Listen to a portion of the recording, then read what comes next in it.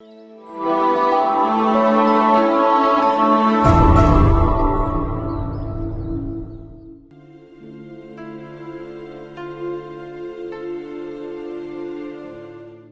खुदावंद में मेरे अजीजों, आज हम साल के दौरान 32वें एतवार की लतूरिया में शामिल हैं।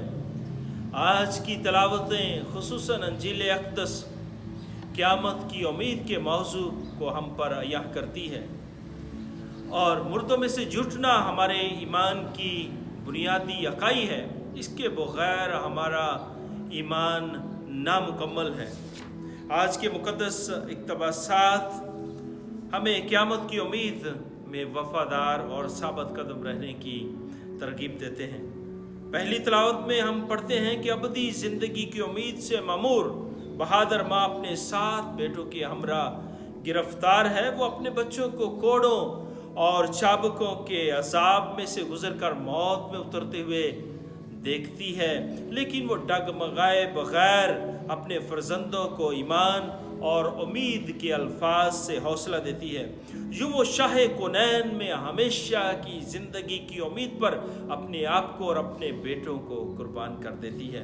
मुक़द्दस पौलुस रसूल आज की दूसरी तलावत में तसलानिकियों के नाम ख़त में दुआया कलमात अदा करते हैं ताकि कलीसिया फजल, सच्चाई, तसल्ली की उम्मीद में कायम रहे। वो उनके लिए दुआ गो हैं ताकि हर एक नेक काम और कलाम में मजबूत रहते हुए राह, हक और ज़िंदगी को अपनाए। आज की अंजीली इक़्तिबास में हम सुनते हैं कि क़यामत के मुनकर सदूकी यीशु मसीह को उलझाने के लिए बड़े ठोस दलाइल लिए हुए यीशु से सवाल करते हैं, लेकिन यीशु उन्हें लाजवाब कर देते हैं और ये उनके ठोस दलाइल, तकब्बर और मंतक सब खाक हो जाते हैं, सब नाकाम हो जाते हैं। और यीशु ने शरीयत ही से हवाला देते हुए मुर्दों की क़यामत का सबूत दिया। मुर्दों में से जुटने की उम्मीद और पैगाम को हम 3 नुकात की या 3 पहलुओं की मद में देख सकते हैं। पहला पहलू ये आलम और वो आलम, और दूसरा पहलू उस आलम में फर्जंदियत के लायक कौन होंगे, और तीसरा पहलू नए अहदनामा और पुराने अहदनामा के तनाज़र में क़यामत की उम्मीद। तो आइए हम पहले पहलू की तरफ आते हैं, ये आलम और वो आलम। ये आलम फनाह पजीर है जबकि वो आलम दायमी है। ये आलम हर लम्हा, हर घड़ी तग़य्युरात और तब्दीलियों में से गुजरता है, जबकि वो आलम गैर मुतज़लज़ल है। ये आलम नामुकम्मल है जबकि वो आलम कामल और मुकम्मल है। इस आलम में मजबूत से मजबूत चट्टान और घर एक दिन मट्टी और वीराना हो जाएगा, जबकि वो आलम अबदी है। इस आलम का सोना, चांदी, हीरे, जवाहरात और तमाम मौजूदात कायम न रहेंगी, जबकि वो आलम लसानी है। ये आलम मादी, जिस्मानी और दुनियावी चीज़ों की आमेज़श का मजमुआ है, जबकि वो आलम सरासर जलाली है। ये आलम ज़मान व मकान की क़यूद में है, लेकिन वो आलम ज़मान व मकान की क़यूद से मावरा है। ये आलम हर लिहाज से महदूद है, वो आलम हर लिहाज से लामहदूद है। आज की अंजील अक़दस में यीशु ने सदूकियों के सवाल के जवाब में उस आलम की तशरीह करते हुए कहा, उस आलम के लोग ना ब्याह करेंगे और ना ही ब्याहे जाएंगे, क्योंकि वो फिर मरने के नहीं। दूसरे अल्फाज में उस आलम के लोग जलाली, नूरी और रूहानी होते हुए तमाम ज़मीनी और जिस्मानी तकाज़ों से बालातर होंगे। वो फरिश्तों की मानद होंगे। यीशु के ये अल्फाज हम पर अयाह करते हैं कि हर वो शख्स जो मुर्दों की क़यामत पर यकीन रखते हुए ईमान, उम्मीद और मोहब्बत में ज़िंदगी गुजारता है, वो ना सिर्फ फरिश्तों के ग्रोहों में जगह पाएगा बल्कि मक़दसों में शामिल होकर खुदा को रूबरू देखेगा। दूसरे पहलू की तरफ आते हैं, उस आलम में फर्जंदियत के लायक कौन होगा। यीशु ने सदूकियों के सवाल का जवाब देते हुए, लेकिन जो लोग इस लायक ठहरेंगे उस आलम और मुर्दों में से जुटने में शरीक होते होंगे, कहा। यीशु हम पर भी ये आयाह करते हैं कि कौन है जो उस आलम में फर्जंद और बेटियां होने के लायक ठहरेंगे। यीशु ने पहाड़ी वाज में उस आलम के फर्जंदों और बेटियों का जिक्र किया है। यीशु के अल्फाज کہ مبارک ہے وہ جو صلح کرواتے ہیں کیونکہ وہ خدا کی بادشاہی کے فرزند کہلائیں گے۔ مقدس یوحنا انجیل نویس یوں بیان کرتے ہیں کہ جتنوں نے یسوع جو کہ دنیا کا نور ہے اسے قبول کیا، اس نے انہیں اقتدار بخشا تاکہ وہ خدا کے فرزند بنے۔ لہذا جو یسوع راہ، حق اور زندگی کو اپنا کر ایمان، امید اور محبت میں چلتا ہے وہ فرزندیت کی مرتبت سے نوازا جائے گا۔ مقدس یوحنا اپنے پہلے خط میں لکھتے ہیں کہ اے پیارو، اب ہم خدا کے فرزند ہیں اور یہ تو اب تک ظاہر نہیں ہوا کہ ہم کیا کچھ ہوں گے، پر ہم یہ جانتے ہیں کہ جب وہ ظاہر ہوگا تو ہم بھی اس کی مانند ہوں گے کیونکہ اسے ویسا ہی دیکھیں گے جیسا وہ ہے۔ مقدس یوحنا خدا کی بے پناہ محبت کو بیان کرتے ہوئے لکھتے ہیں، اس نے دنیا سے ایسا پیار کیا کہ اپنے بیٹے کو قربان کر دیا اور ہمیں فرزند ہونے کا شرف بخشا ہے۔ کلام اقدس میں یوں مرقوم ہے کہ دیکھو کیسی محبت باپ نے ہم سے کی ہے کہ ہم خدا کے فرزند کہلائیں، اور ہم ہیں بھی۔ پہلا یوحنا 3 باب اس کی پہلی آیت۔ آئیے تیسرے نقطہ یا تیسرے پہلو کی طرف آتے ہیں۔ بائبل مقدس کی روح میں قیامت کی تعلیمات۔ ہمارے آباء و اجداد بنی اسرائیل میں 4 گروہ فریسی، فقیہ، اسینی اور صدوقی تھے، جس میں سے صدوقیوں کے علاوہ تمام گروہ قیامت پر یقین رکھتے تھے۔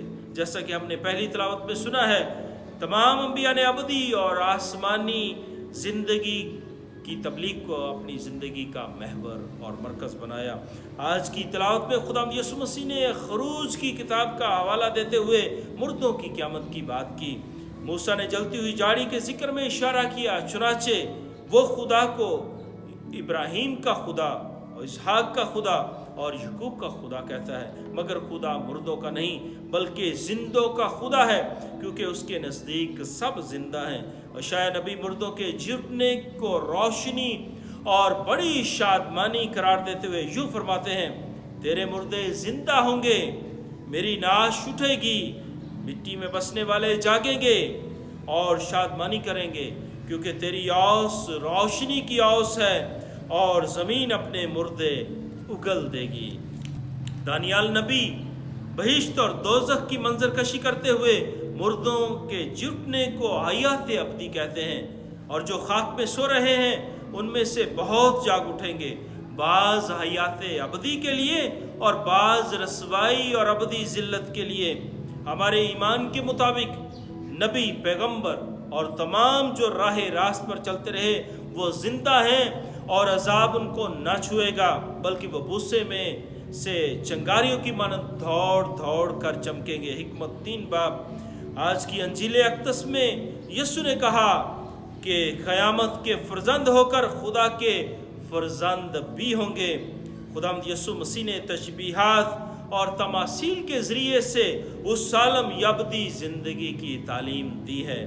یسوع نے دوسرے عالم کے معنی و مفہوم، آسمان کی بادشاہی، خدا کی بادشاہی، ابدی ضیافت، ابدی زندگی، آسمانی خزانہ، رائی کا دانہ، خمیر اور نمک جیسے تشبیہاتی الفاظ کے ذریعے سے بتائے ہیں۔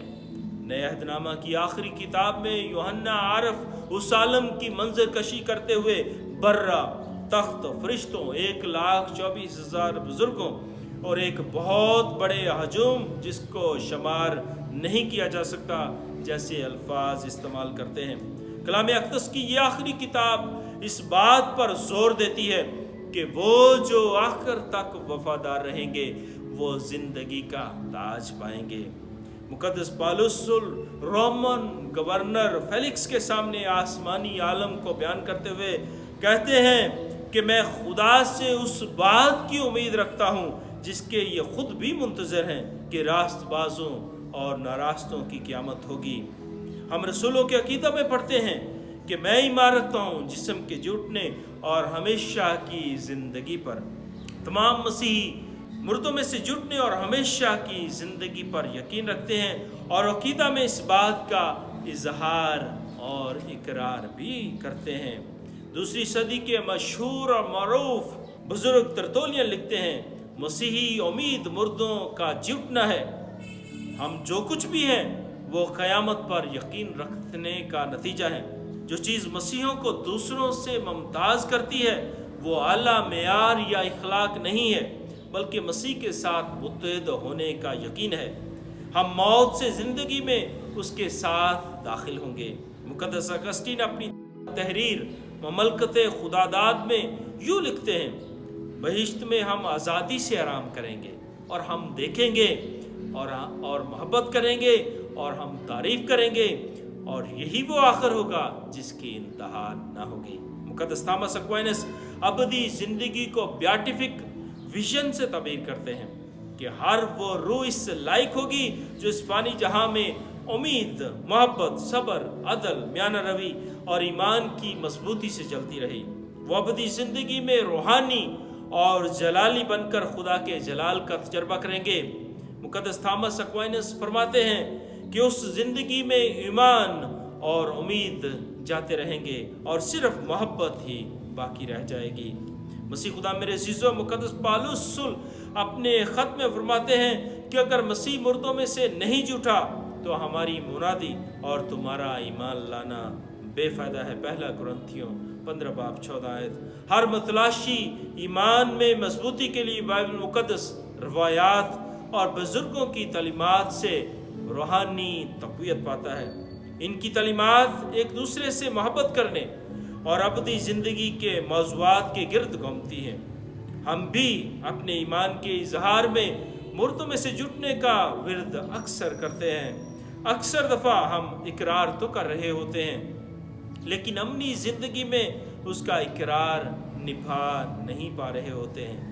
भाई मसीह में मेरे अज़ीज़ों, हम अपनी बातों, कामों, रवैयों और किरदार से मुर्दों में से जुटने की उम्मीद का बरमला इजहार और इकरार करें और नेक नियती और नेक ज़िंदगी को अपनाकर अबदी ज़िंदगी में फर्जंदियत के लायक ठहरें। खुदावंद यीशु मसीह हमें ऐसा करने की हिम्मत, ताकत और तौफीक अता करे।